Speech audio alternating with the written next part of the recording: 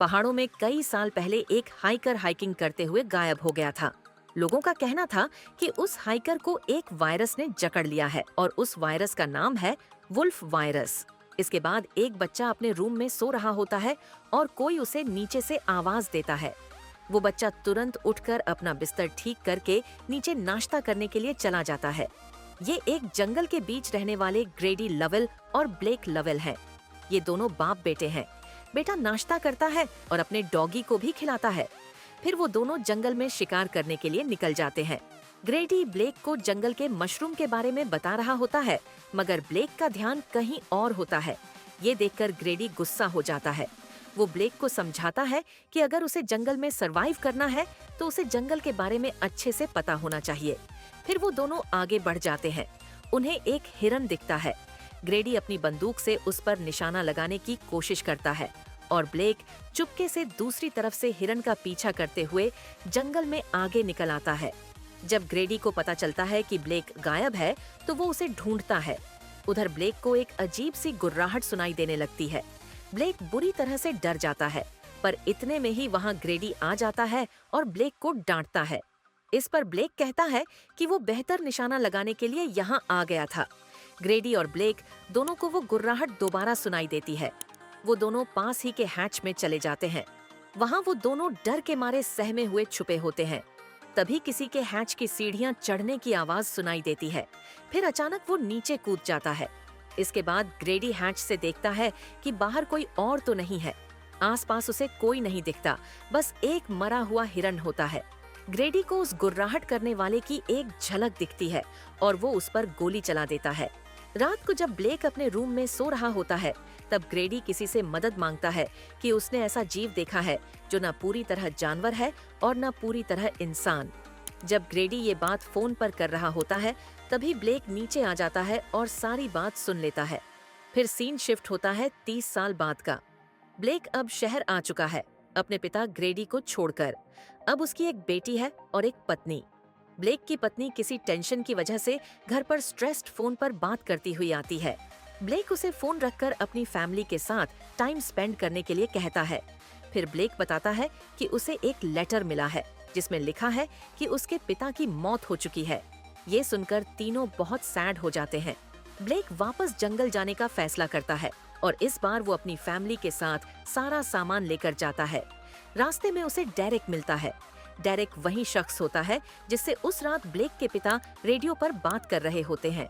Derek उनके साथ car में बैठ जाता है और रास्ता बताने लगता है। अचानक ब्लेक को रोड के बीचों बीच एक आदमी खड़ा दिखाई देता है और ब्लेक का बैलेंस बिगड़ जाता है। कार खाई के पास जाकर अटक जाती है। डेरेक तुरंत गेट खोलकर नीचे कूद जाता है और वुल्फमैन उसे मारकर घसीटकर ले जाता है। ब्लेक किसी तरह अपनी वाइफ और बच्ची को लेकर वहां से निकल जाता है। जब वो घर के अंदर घुसने वाला होता है, तभी वुल्फमैन वहां आ जाता है और ब्लेक के हाथ पर काट लेता है। ब्लेक घर में आकर लाइट्स ऑन करता है और अपनी डॉटर को सुलाने की कोशिश करता है। ब्लेक की वाइफ शार्लेट उसके हाथ पर पट्टी करती है, मगर अब ब्लेक की हालत और भी बिगड़ने लगती है। बाहर वुल्फमैन उनके घर के आसपास घूमने लगता है। ब्लेक का चेहरा बदलने लगता है और उसे कुछ भी समझ नहीं आ रहा होता। शार्लेट बेसमेंट से बैटरी और वायर निकालकर ब्लेक के डैड की कार से निकलने का प्लान बनाती है। जब वुल्फमैन आसपास नहीं दिखता, तब वो ब्लेक और उनकी डॉटर को लेकर कार तक पहुंच जाती है। शार्लेट किसी तरह कार स्टार्ट कर लेती है, मगर वो निकल पाती उससे पहले ही वुल्फमैन उन पर हमला कर देता है। वो लोग बचकर किसी तरह पास की एक लिफाफे से बनी जगह की छत पर तीनों चढ़ जाते हैं। वुल्फमैन जंप करके अपने पंजों से लिफाफा फाड़ देता है। तभी ब्लेक अपनी वाइफ को इशारा करता है कि वो अपनी बच्ची के साथ वापस गांव चली जाए और ब्लेक नीचे उतरकर भागता हुआ दूसरी तरफ चला जाता है। उसके पीछे पीछे वुल्फमैन भी चला जाता है। शार्लेट अपनी बच्ची के साथ घर में होती है। तभी उसे लगता है कि घर के बाहर कोई है।